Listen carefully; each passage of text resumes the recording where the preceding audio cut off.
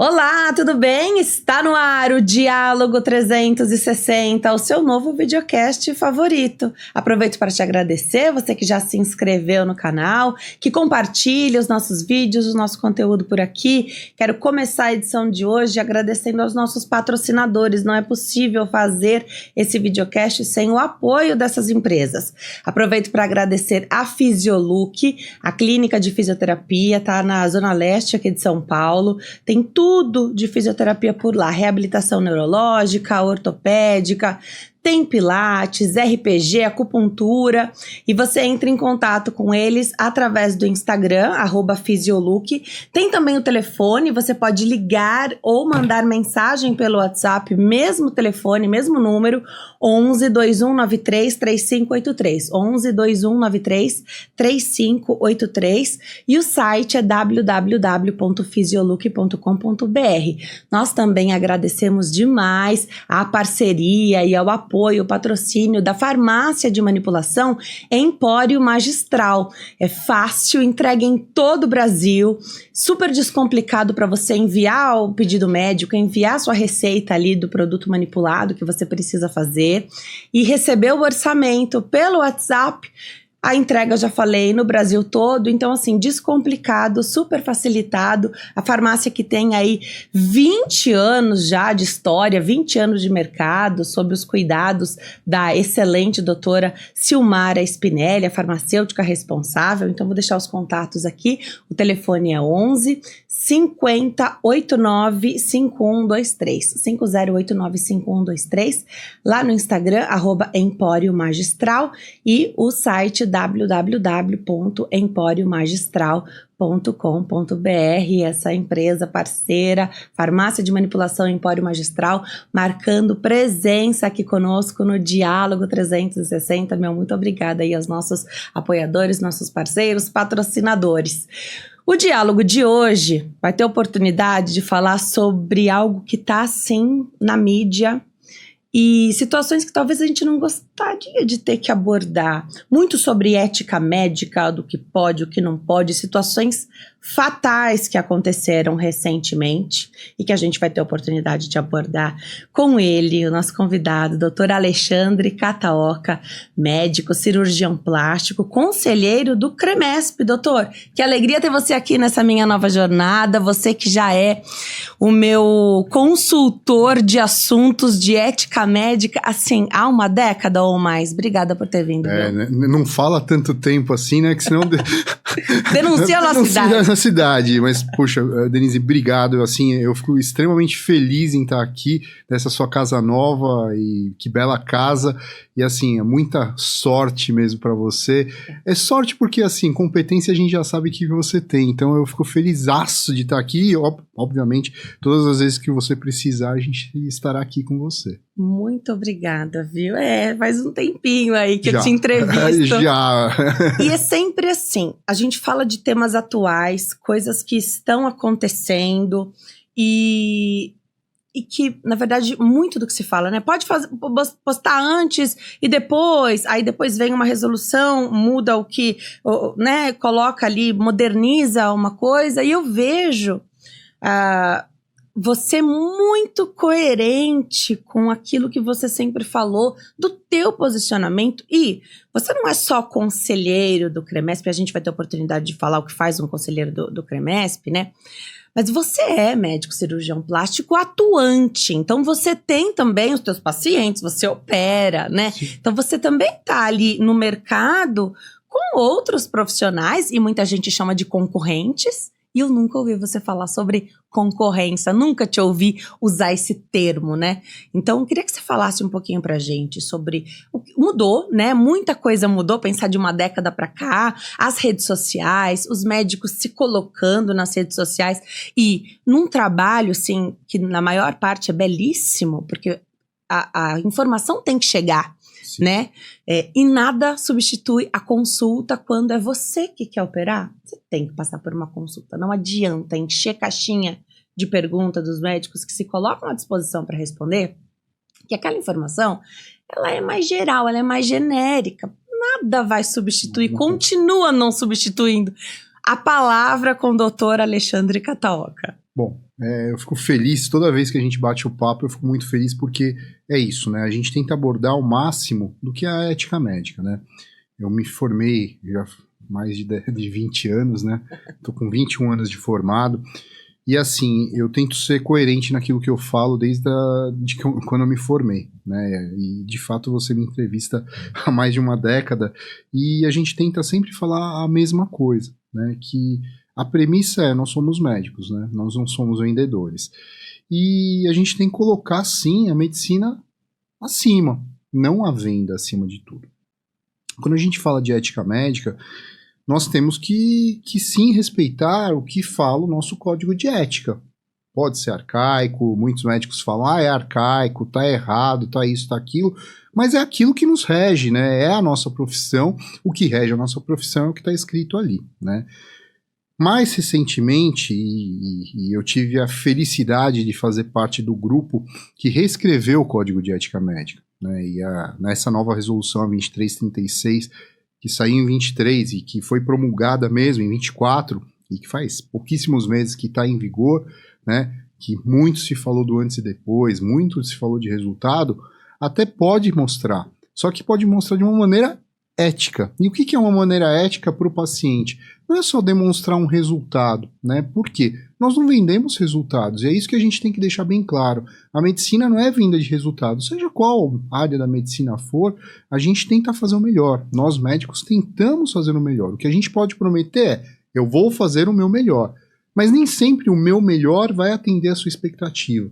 Por isso, quando eu posto uma foto, quando eu posto um resultado, quando eu posto um vídeo, o paciente tem que saber também o que pode acontecer que não é o legal.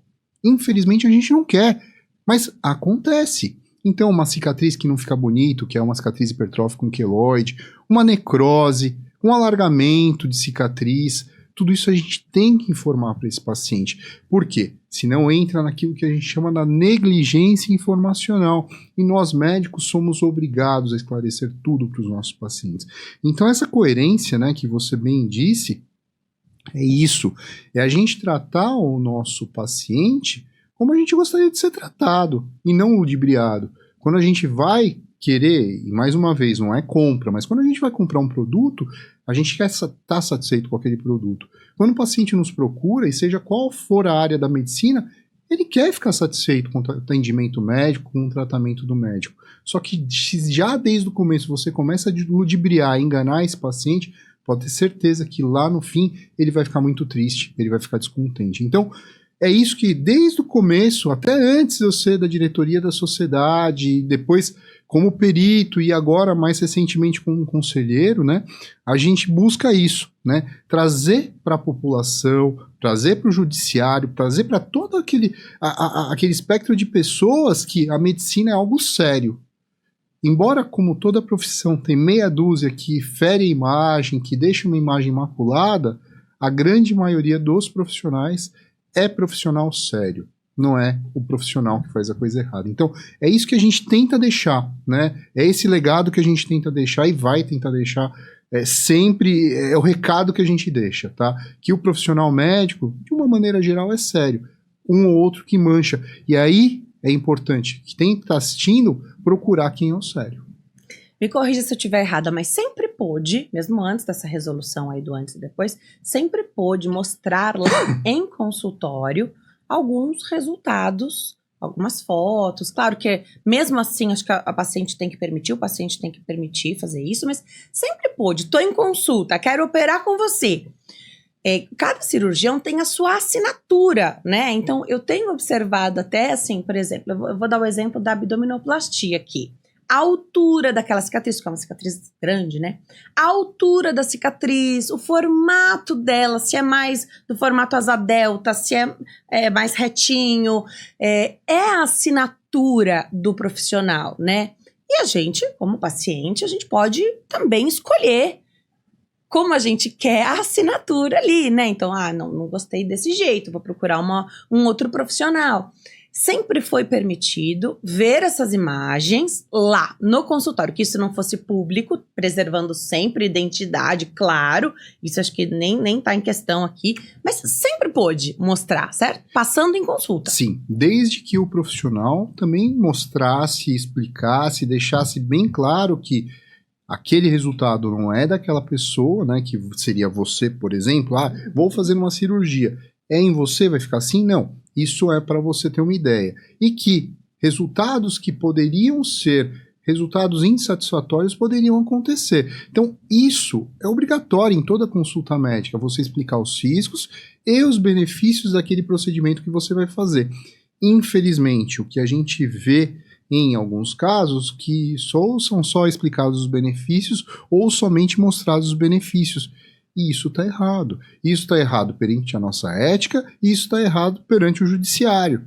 Que quando a gente é requerido também pelo judiciário. Então, você bem colocou, sempre pode? Sim, dentro de uma consulta médica, o médico ele pode mostrar, desde que também mostre aquilo que pode ocorrer, desde que mostre e explique aquilo que pode acontecer insatisfatório. E vale lembrar que, mesmo podendo, né, no dia de hoje, fazer os antes e depois com todo o rigor e o critério ali do que diz o novo Código de Ética Médica, também tem um grupo de pacientes, tem nichos que não vão operar com médicos que expõem demais, né? Intracirúrgico, ou, né, tem gente que não vai querer operar nesses moldes, não, eu não quero, porque vai que posta lá. Muito paciente, né? Eu falo dos meus pacientes. Os pacientes que me procuram, é aquilo, né? O paciente procura o perfil do seu médico, né? Os pacientes que me procuram são pacientes que não veem resultados, isso é fato, entendeu? São pacientes que não gostam dessa exposição, são pacientes que não se expõem e não gostam de exposição.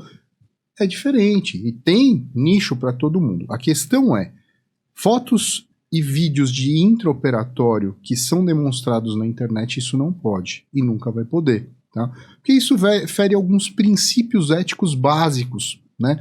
Primeiro que no intraoperatório o paciente está sedado, né? Qual é a anuência de um paciente que esteja sedado? Né? Ele está em vulnerabilidade, então não é legal, né? Essas imagens são imagens, se quiser gravar, são deles, do paciente, não para o médico divulgar. Então, tem algumas coisas que tem que tomar cuidado, muitos profissionais fazem, né? Inclusive contratam videomakers ou fotógrafos, isso está proibido, a nova resolução ela deixa bem claro isso. Fotógrafos e videomakers dentro de um centro cirúrgico não podem, com exceção do parto. Parto tem exceção, que também tem suas regras, mas tem uma exceção, pode.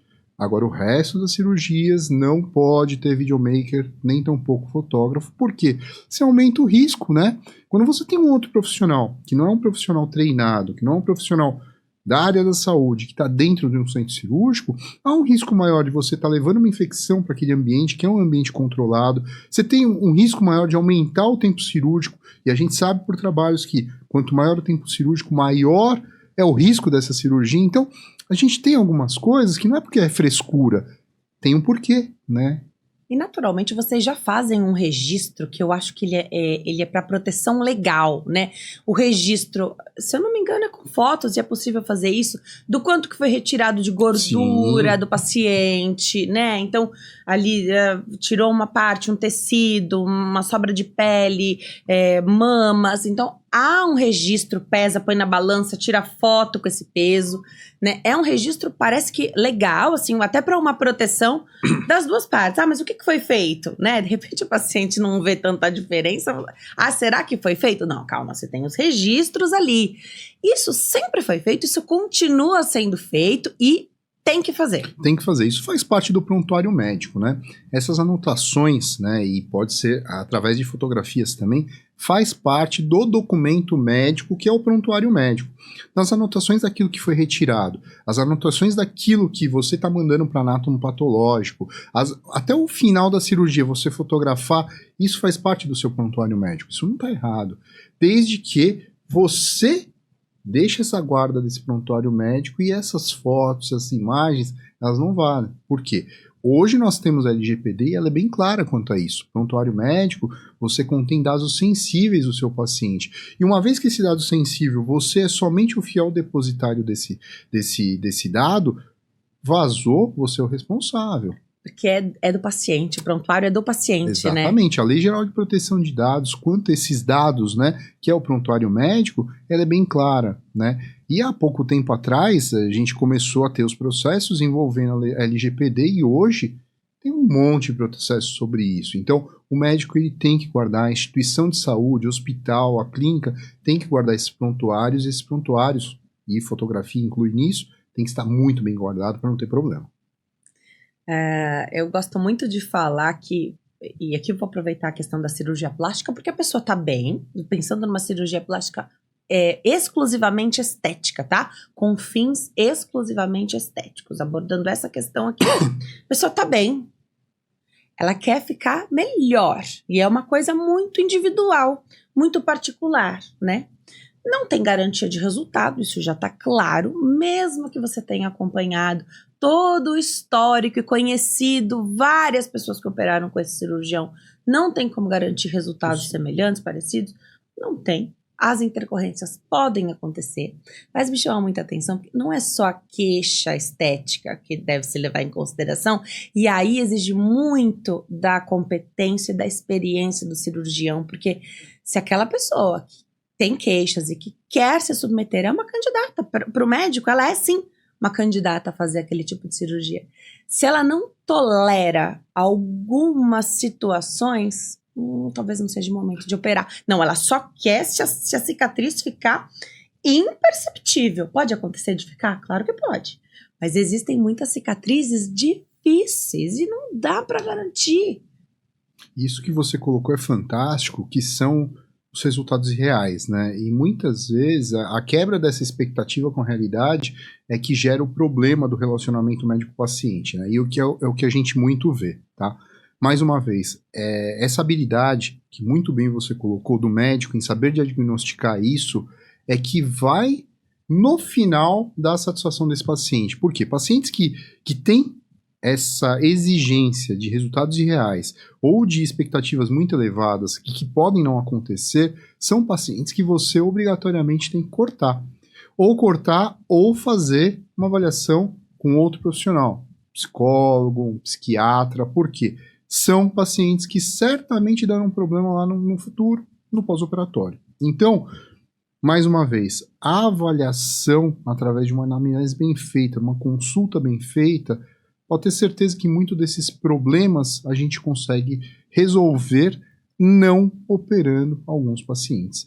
Para você ter ideia, a gente tem até um trabalho que, há pouco tempo, né, dos distúrbios de autoimagem, né, que infelizmente uma boa parcela da população tem, né, e quantos por cento da população que a gente atende acaba não indicando a cirurgia? Por volta de 20%. Falando, ó, nesse não é o momento. Não é o momento por vários motivos, ou porque ainda não está no peso, ou porque ainda não está no momento psicológico para isso, ou ainda não está preparada para fazer uma cirurgia, ou não está preparada clinicamente. Então, tem N situações que o médico tem que fazer muito bem essa avaliação. Muito bom. O momento da vida, passando por um luto, acabou de perder um familiar, saiu de um relacionamento, às vezes um divórcio, difícil, e a pessoa quer mudar o que ela puder, né? Não dá para mudar a situação, ela quer mudar o corpo, né? Pode não ser o melhor momento, e aí vai muito da sensibilidade do profissional, né? Isso. O problema é que sempre tem alguém que vai operar, né? Mas é aquilo, né? A sensibilidade do profissional, ele passa sim pela experiência, né, pelo treinamento desse profissional. Por isso da importância de saber quem é esse profissional que você vai consultar, que você vai operar. Lembrando que cirurgia plástica é com cirurgião plástico, só fazendo esse adendo aqui, a gente vai falar muito sobre Parece isso. Uma coisa muito louca, né? Assim, você fala, mas é óbvio, né? Mas não é tão óbvio assim, né? Por volta de 20 anos atrás, o CREMESP ele fez uma pesquisa que pegou os processos éticos, né, envolvendo cirurgias plásticas, e mais de 80% desses processos que envolviam cirurgia plástica não eram cirurgiões plásticos.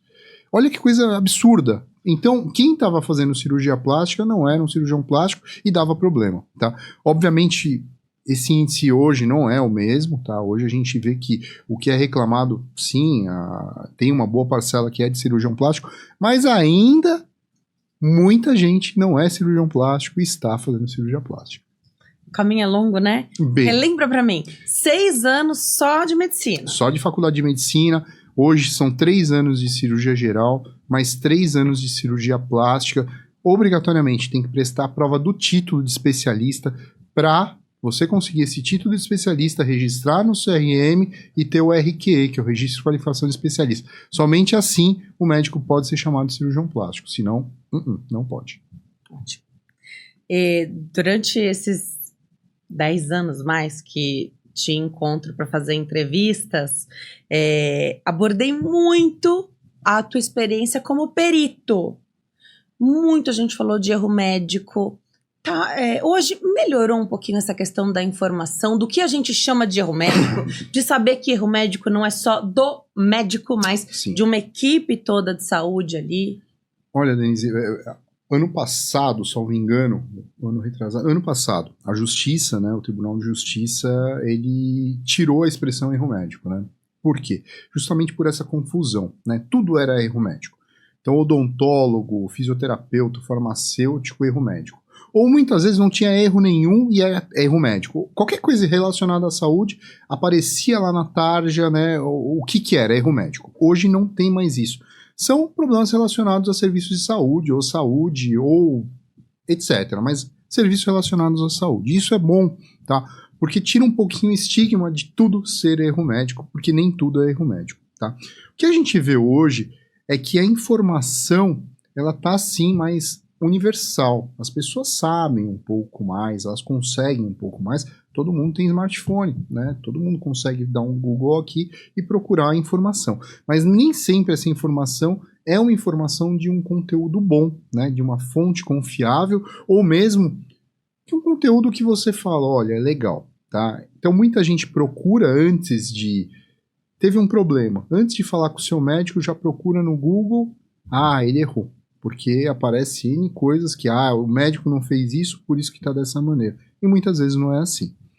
E aí entram com as ações que são o que a gente chama de aventuras jurídicas, né? Que na verdade não vai dar em nada. Acaba porque não teve a tríade da imperícia, imprudência ou negligência que levou àquela queixa desse paciente, né? Mais uma vez. Por isso que existem os profissionais da perícia médica, né? Profissionais como eu, que trabalham, né, e aí no meu caso eu sou concursado da Secretaria de Justiça, trabalho no instituto que faz perícia médica, e hoje só faço em cirurgia plástica, que a gente vê se o médico agiu com um desses 3 pilares aí e de fato levou àquela queixa, né, levou àquela situação que o paciente tinha aquela queixa. Mas para isso a gente reúne um monte de provas, além do exame físico e anamnese daquela pessoa que está reclamando. Então não é uma coisa tão simples assim, né? Hoje o que a gente vê, e é meio triste, né? Vão para a televisão sem ter uma perícia ou sem ter uma análise adequada, né? E já mostra o erro médico, né? E na verdade nem sempre é isso, né? E eu falo com a maior propriedade, a grande maioria não se trata de uma imperícia, imprudência ou negligência. A grande maioria se trata de uma insatisfação, de uma complicação que muitas vezes pode acontecer com qualquer pessoa. Mais uma vez, a importância de conversar muito com o seu médico. Saber sobre sua cirurgia, saber sobre seu procedimento, saber sobre os riscos. Porque se você estando informado do que pode acontecer, se caso acontecer com você, você vai encarar aquela situação e pode resolver de uma melhor maneira. E a proximidade do médico e da equipe desse cirurgião com esse paciente para resolver situações no pós-operatório é fundamental, né? Eu sei que pode variar de conduta médica, mas eu imaginar uma paciente que fez uma cirurgia e está com drenos. É o médico que diz, é protocolo de cada médico. Como é que faz aquela higienização? Tá desconfortável, o que pode fazer? Não adianta sair buscando informação. em grupos de WhatsApp, Exatamente. em fóruns na internet. Denise, até Cada a médico faz de um utilização do Dreno ou não, que nem eu não utilizo o Dreno, mas isso é uma conduta minha, né? Não é porque o outro colega utiliza que tá errado, não, de maneira alguma. São condutas, né? Se existem várias condutas, é porque nenhuma é 100% a melhor, porque senão seria protocolo. Então, isso que a gente às vezes tenta passar, que muitas vezes a conduta de um colega é uma conduta diferente daquilo que eu faço, por exemplo. Mas a conduta dele não está errada. Esse é o grande problema dos grupos que a gente pega, grupos de Facebook, entra no Instagram, entra no WhatsApp, fala, esse médico está errando porque não fez igual ao meu médico. Não! Cada conduta é particularizada. E muitas vezes até um médico tem outras condutas para pacientes diferentes, entendeu? Não tem essa de receita de bolo. A medicina ela é bonita e é bela justamente por isso, porque não tem uma padronização. A gente trata individualmente cada pessoa. Cada pessoa é única e não deve ser tratado como uma massa, como um todo, entendeu? É isso que a gente tenta colocar, mas é complicado. Aí lançam mão desses grupos e aí a gente vê os problemas que acontecem, né? Muito comum também é querer fazer mais de um procedimento no mesmo ato cirúrgico. Já aproveita a anestesia, Sim. É assim que a paciente pensa. É assim que a gente pensa, né? Já tá lá mesmo, já tem um hospital, já pagou, já tá na anestesia. Já que, né? Já que, né? Então vamos fazer mais uma coisinha. Quais são os limites para isso? Quem vai ditar isso é o cirurgião plástico, é o médico e as coisas podem no meio do caminho mudar, então estava tudo programado, tudo, né? Mas no momento da cirurgia, o paciente não está respondendo tão bem, não vai dar para fazer tudo. Já deve ter sido conversado qual era a prioridade, ou que essa pessoa soubesse minimamente por onde aquele médico vai começar, porque tem isso, né? Tem. Fantástico isso, porque, mais uma vez, não é receita de bolo, né? É um grande problema, e a gente vê isso de cirurgias combinadas, não está errado fazer, desde que o paciente tenha condições clínicas para fazer essas cirurgias combinadas. E o que são as condições clínicas? Saúde esteja tudo bem, né? A gente saiba que exames pré-operatórios, às vezes a avaliação de um cardiologista, do endocrinologista, do pneumologista, que precisar esteja tudo ok, e o cirurgião esteja apto a operar num tempo cirúrgico que seja exequível. Não seja aquele tempo cirúrgico uma coisa absurda. O que a gente está notando é que os tempos cirúrgicos estão aumentando demais. E aí não precisa ser um gênio, tem trabalhos que falam isso. Quanto maior o tempo cirúrgico, começa a aumentar o risco da cirurgia, que um dos fatores de risco cirúrgico é tempo cirúrgico. Poxa, se aquele profissional demora um pouco mais para aquela cirurgia, vai começar a associar outras cirurgias, ele está aumentando o risco cirúrgico desse paciente. Então, prudência, né, é que não faça associado, né? É errado fazer associado, mais uma vez? Não. Mas desde que esteja tudo muito seguro, porque a gente está fazendo uma cirurgia que a gente chama de eletiva. É uma cirurgia que não é uma urgência. Diferente de uma urgência, uma emergência, um transplante, é aquela cirurgia. Vai demorar mesmo, não tem jeito, porque não tem jeito, é uma cirurgia que tem que fazer. Quando você se submete a uma cirurgia plástica, é uma cirurgia letiva. Você tem que estar super redondinha para operar super bem, para não ter problemas. E mesmo assim, problemas podem acontecer. Então isso que você colocou, Denise, é fantástico. Quem decide? Quem decide é o médico, é o paciente e os médicos assistentes desse paciente. Talvez o cardiologista, o pneumologista, o endocrinologista. É uma decisão conjunta, tá? O que eu gosto, isso é minha opinião, isso não é opinião dos médicos e não é consenso. Eu não gosto de fazer cirurgias associadas, muitas cirurgias ao mesmo tempo. Por quê? Mas isso é uma coisa minha. Porque a recuperação do paciente depois é muito ruim. Tá? Ah, mas recupera tudo numa vez. Sim, recupera tudo numa vez. Mas é uma paulada tão grande que muitas vezes essa recuperação acaba não sendo tão boa. Abre um pontinho, o paciente fica mais quietinho, mais acamado, não faz a deambulação, não anda tão precocemente. Então, eu não gosto, particularmente eu, tá? Tem colegas que fazem muito bem, eles associam super bem 3, 4 cirurgias. Eu não gosto, tá? Eu prefiro faz segmentado, recupera de uma, depois faz outra, porque eu sinto, assim, mais segurança, primeiro, e eu sinto que os pacientes se recuperam melhor.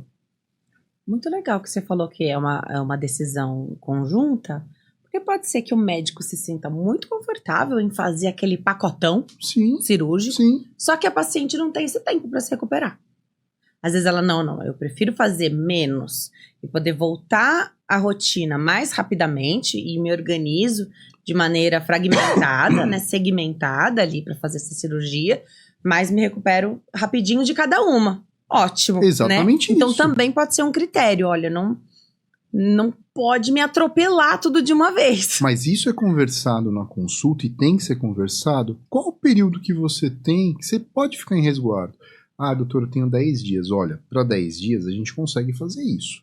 Mais do que isso não dá. Ah, não, eu tenho 20, 30 dias. Ah, não, legal, dá para fazer um pouquinho mais. Então, tem que ter essa conversa, porque é muito fácil falar, ah, não, vamos operar tal, e a paciente tem 10 dias, você vai fazer uma cirurgia gigante, ela não vai ter o tempo de recuperação adequado, aí vai voltar a trabalhar, abre ponto, tem todo aquele problema que a gente já sabe, e aí? Entendeu? É complicado isso. Mais uma vez, essa conversa conjunta, né? Essa discussão conjunta, isso é muito bom, porque somente assim a gente consegue saber, primeiro, os anseios desse paciente, como que está o momento da vida dele, porque às vezes tem o momento das minhas férias, e eu só tiro férias uma vez por ano, eu tenho esses 30 dias e preciso operar. Legal, a gente pesa tudo isso, entendeu? Então tem que conversar com o médico. Tem a pessoa que não vai querer abrir mão do passeio das férias, e aí as férias não vão ser o momento adequado para operar, né? Exatamente, às vezes a gente conversa isso. Faço questão de viajar, não vai dar para viajar recém-operado. Ou viaja antes e tira um tempo para cirurgia, que você vai ter os seus 10 dias, vamos fazer uma cirurgia menor. Tem maneiras de falar, porém, tem que explicar tudo para o médico. É difícil, porque não dá para ter tudo, né? Não dá para ter uma forma física, estética, dos sonhos, sem ou fazer muita atividade física, ter restrições alimentares, ou vai fazer a cirurgia plástica, depois tem que manter tudo, né? Mas fazendo a cirurgia plástica você tem, sem exceções, cicatrizes, que elas podem ser muito pequenininhas, é uma troca, elas né? estão lá, ou cicatrizes maiores, e a resposta do nosso corpo, né? O que vai ser imprevisível. Entregue é de acordo com a qualidade de pele que a gente tem, né? E é imprevisível, tá? Olha, quantos e quantos casos, Denise, a gente tem pacientes que a gente já operou, cicatrizes maravilhosas, primeira cirurgia, e um fiasco na segunda. Queloide, cicatriz hipertrófica. Acontece. E assim, tem explicação? Não. Utilizado o mesmo produto, o mesmo fechamento, o mesmo tudo, e acontece. Então, assim, é imprevisível. Não tem como... Mais uma vez, como eu vou prometer uma coisa se eu não tenho essa previsibilidade? Eu não tenho. Então, eu não tenho como prometer isso para o paciente. O paciente tem que saber o que pode acontecer com ele. Isso eu acho que é a maior demonstração de competência do médico, é exatamente isso. Colocar a limpo tudo aquilo que pode acontecer. Isso sim é um médico que vai falar, olha, esse médico é legal porque ele está me mostrando tudo. Fala um pouquinho do seu trabalho como conselheira do CREMESP. Vocês foram muito requisitados ultimamente, é uma coisa não? muito louca. Nossa, Denise, é assim, eu tinha uma visão, antes eu fui eleito, a gente foi eleito agora em outubro, né, na verdade foi nessa mesma época do ano passado, em agosto, nós assumimos em outubro de 2023, né, é uma loucura. Tudo aconteceu. Não, é uma loucura, porque assim, pauta em cima de pauta é loucura em cima de loucura, né? Aconteceu o fenol, PMA, falsos médicos, invasão do ato médico, tudo que você imagina tem, né? E são pautas que vêm para o CREMESP, né? E nós, somos, para você ter ideia, tem 185 mil médicos aqui no estado de São Paulo, né? São 185 mil pessoas que a gente está de olho e fora outras pessoas aí ao redor. Então, o papel do conselho, ele tem um papel sim de fiscalizar as boas práticas da medicina, tá? Isso não tenha dúvida, isso é lei, é poder de lei, então a gente tem esse papel judicante dentro da medicina, mas tem o papel nosso, que é um papel de formação e informação, tanto para o médico como para a população. Coisas que estão erradas, é papel nosso, a gente não pode prevaricar, tá vendo coisa errada, a gente tem que ir atrás. Como foi o caso do fenol, e a gente viu, né, pela TV, em tudo quanto é lugar, morrendo gente, tendo problemas. Não tem como a gente... A maior autarquia que tem no Brasil, médica, ficar de olhos fechados? Não. Então a gente foi, mandou para a Anvisa nos recebeu, e assim, fantasticamente, isso a gente tem que falar, um órgão que de fato funciona. Eles proibiram nesse primeiro momento o fenol, a gente pediu para que liberasse para médicos e eles nos passaram, né? Que até o momento não tem nenhuma empresa que trouxe o fenol como um produto seguro, tá? E eles não testaram o nível de segurança. Enquanto não tiver esse nível de segurança, eles não podem liberar para A ou B por conta do nível de segurança do produto. O que a gente falou? É utilizado há mais de 40 anos. Como é utilizado há mais de 40 anos, a gente já sabe que é um produto seguro desde que feito em mãos treinadas e habilitadas para saber identificar e tratar possíveis complicações, né? Local adequado, que tenha todo o aparato para aquilo, né? Num hospital ou numa clínica que tenha tudo. Eles até falaram que vão averiguar tudo isso para ver se vão liberar para profissionais que tenham treinamento, tá? Estão averiguando, eu acho que foi muito acertada essa decisão, embora muita gente está reclamando, mas eu acho que isso, a primeira coisa é preservar, né, a vida de pessoas. Pessoas estavam morrendo, então tem que preservar, isso é a primeira coisa, tá? Um outro assunto polêmico foi o polimetilmetacrilato, o polimetilmetacrilato, né, que a gente está trazendo trabalhos, as sociedades brasileiras de cirurgia plástica, dermatologia também está trazendo trabalhos, dossiês, então a Anvisa está recebendo tudo isso e hoje eu falo, eu bato palmas para eles, que eles fazem um serviço muito sério. E o CREMESP está nisso, tem tudo isso, né? A gente tem esse papel dentro do CREMESP, eu estou na diretoria de comunicação, eu sou coordenador de comunicação lá dentro, então acaba que todas essas pautas a gente filtra e divulga, né? A população tem que saber. Né, tem que estar antenado do que está acontecendo. Né? A gente não pode receber e ficar para a gente. A gente tem que divulgar, eu acho que faz parte do conselho, o conselho ele tem que fazer isso.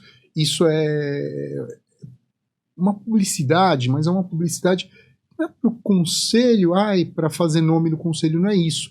É uma publicidade para alertar a população de que coisas erradas estão acontecendo e muitas vezes elas são enganadas por propagandas, são enganadas, são iludidas por falsas promessas aí que não são legais, né?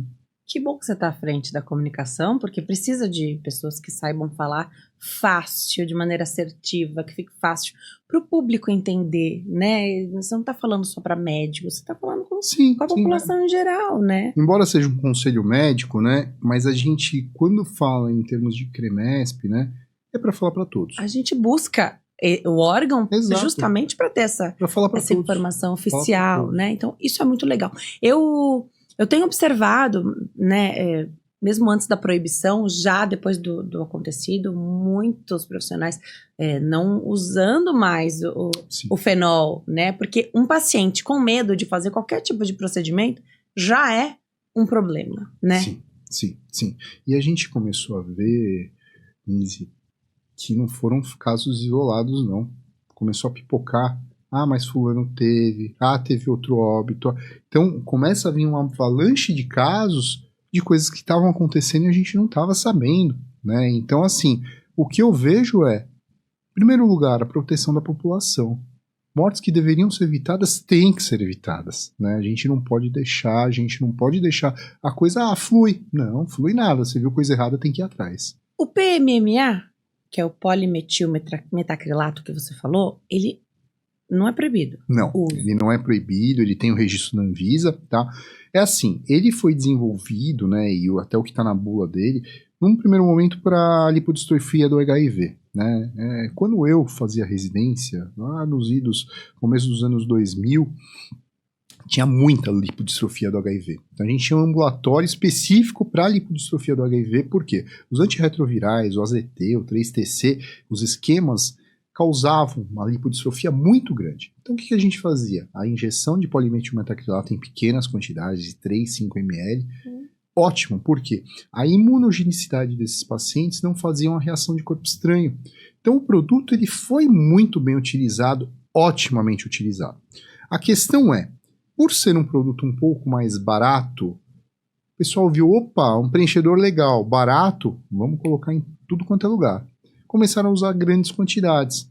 E junto com as grandes quantidades começaram a vir os grandes problemas, tá? Problemas como insuficiência renal por conta do uso indiscriminado dele, problemas de infecções, necroses, granulomas, N coisas que a gente viu que é sim pelo uso indiscriminado.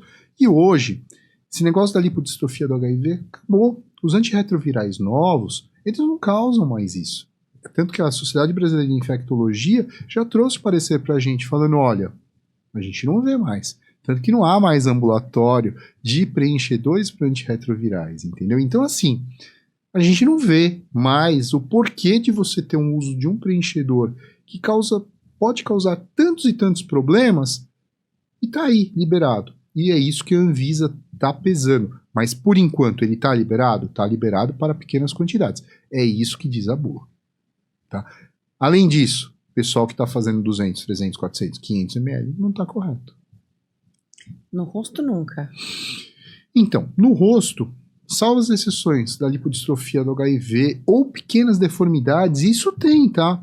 Afundamento ósseo por trauma. É um ótimo produto. Você faz justa ósseo, põe, ele sobe. Muito legal. Não é ruim. Mais uma vez, né? É aquela diferença, né? Do veneno e do remédio.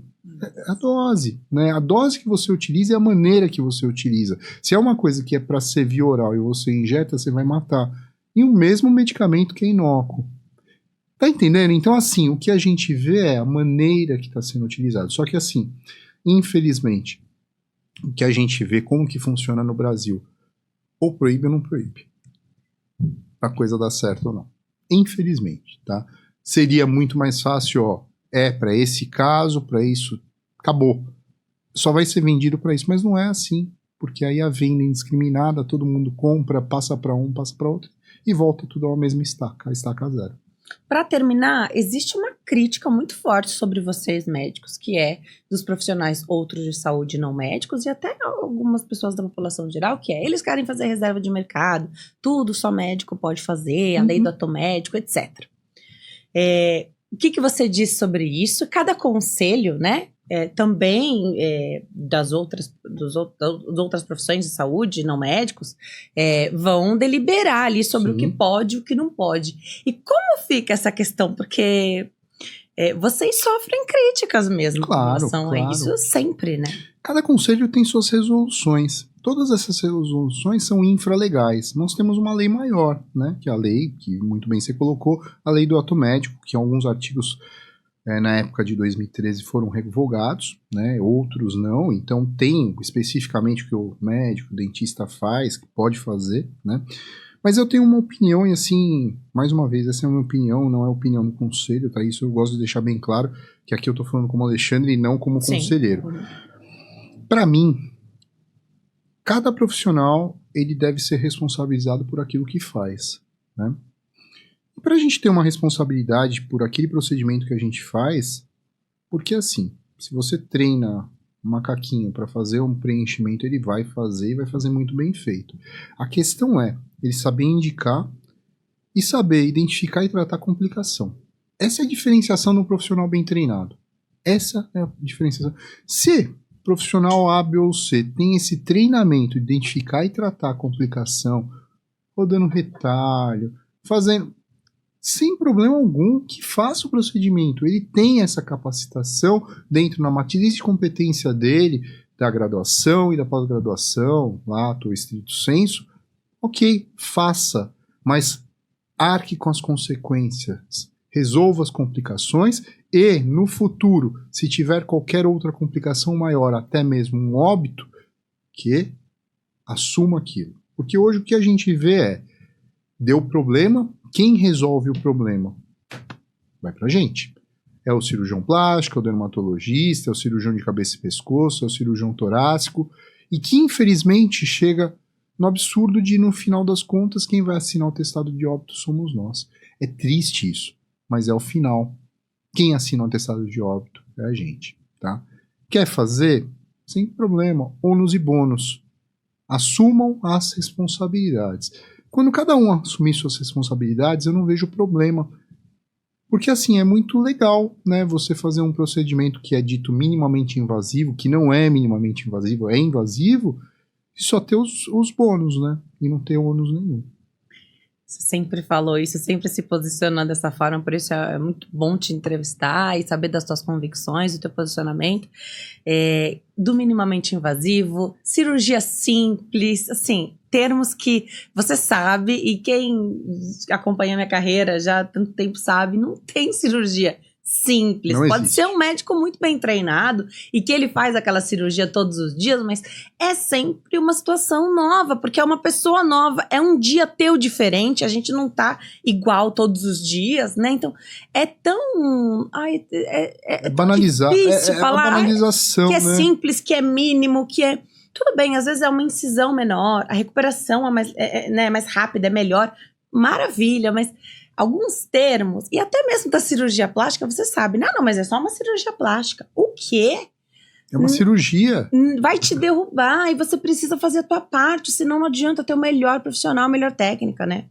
É essa coerência que, mais uma vez, o que eu vejo, né, a parte estética, ela tá tão banalizada, tá tão problemática, justamente por isso, Denise. Por essa banalização de é só um procedimentinho, é só uma cirurgiazinha, e não é só.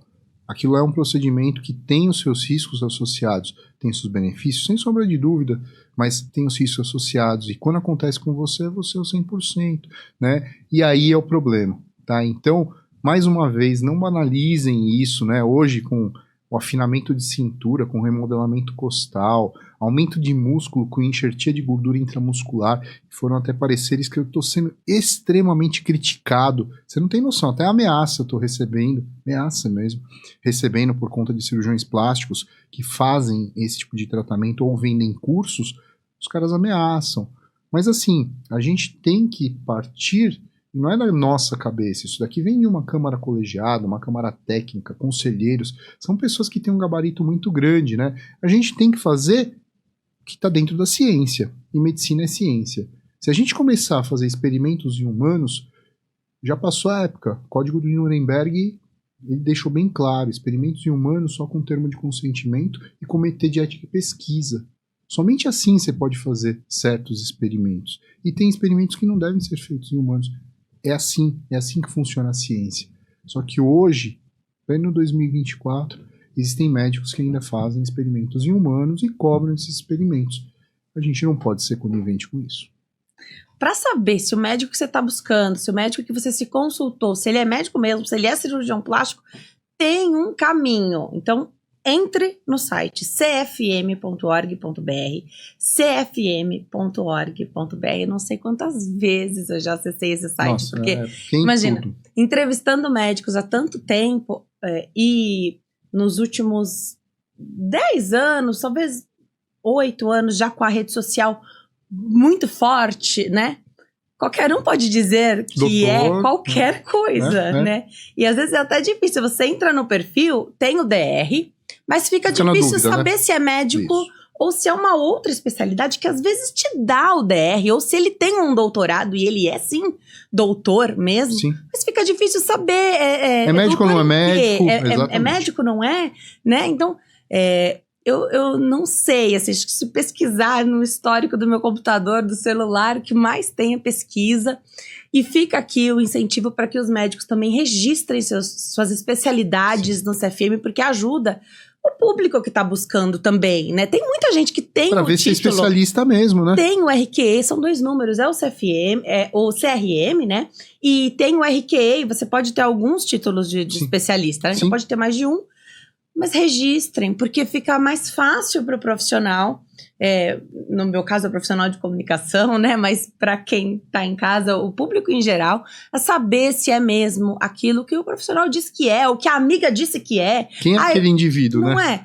Então, assim, que nós possamos ter mesmo ali tudo direitinho, né? Então, cfm.org.br e para quem é aqui de São Paulo, então para quem tem registros médicos aqui de São Paulo, cremesp.org.br, e aí tem de cada estado, né? Tem de cada estado tem seu CRM, né, seu Conselho Regional de Medicina, aqui em São Paulo, cremesp.org.br, entre, acesse as páginas, nós temos o Instagram, né, o Cremesp também, então, tá na dúvida? Entra, só pesquisar tá fácil, hoje em dia tá muito fácil. Às vezes o teu médico não tem rede social. Não é mas obrigatório ter. Ele é médico, ele tem um título de especialidade, ele é excelente, ele só ainda não decidiu não precisa colocar ali o rosto na internet, e não precisa, né? E a gente tem, as gerações mudaram muito, né? Eu acho que a nossa, a tua, a minha também, a gente teve que migrar, né? Foi uma coisa mais natural migrar, mas de repente um profissional aí, um pouquinho mais de idade. Uma geração antes da nossa já é mais difícil. Não tá, a pessoa, não sei se é legal, eu não faço marketing, eu não, né? Então, também é bem curioso essa mudança aí, os mais jovens, você imagina. Estudante de medicina, você já tá lá, já tá garantindo os seus seguidores, porque quando for numa médico, você já tem e é legal mostrar rotina, eu acompanho, eu acho muito legal, eu assisto a esse conteúdo para saber que não é fácil ser médico, que é mais do que uma profissão, é um chamado, um propósito mesmo, né? Mas é isso, nem todo mundo tem, não é obrigado a ter, mas que a gente possa ter o site do CFM como a fonte para saber se é mesmo médico, se é daquela especialidade. Pesquise, né? Pesquisar, que é a nossa responsabilidade, né? Adorei te receber aqui, doutor. É sempre muito bom bate-papo, nem parece que nós falamos tanto. Passou rápido, Passa né? muito rápido. Venha sempre, é uma alegria ter Obrigado. você aqui. Obrigada por estar comigo nessa nova jornada. Tô contando com os amigos para dar seguimento. E parabéns, né? Obrigada. Vai dar tudo certo. Muito obrigada, doutor. Muito obrigada. Obrigada a você que ficou até aqui. Deixa seu comentário, tá? Comenta aqui. Você já teve algum problema? Fez cirurgia plástica? Você quer dar um alerta aí para alguém também? Aproveita, comenta aqui. Deixa o seu coraçãozinho. Não tem nada para falar, não tem problema. Põe um emoji sorrindo, que aí a gente já vai saber que você gostou, e é uma maneira da plataforma entender que você gosta do conteúdo e eles te entregam. Então tem que se inscrever, de preferência ativar as notificações, mas interagir com o canal também é fantástico. Para entrar em contato com o Diálogo 360, tem um e-mail, diálogo360podcast@gmail.com. Eu tô no Instagram, @DeniseLuque, e o canal onde todos os vídeos são postados é o meu canal do YouTube, Denise Luque. Vai lá me dar essa força. Obrigada por acompanharem até aqui. Esse foi o Diálogo 360, porque a vida é feita de diálogos e conexões. Te espero no próximo. Tchau!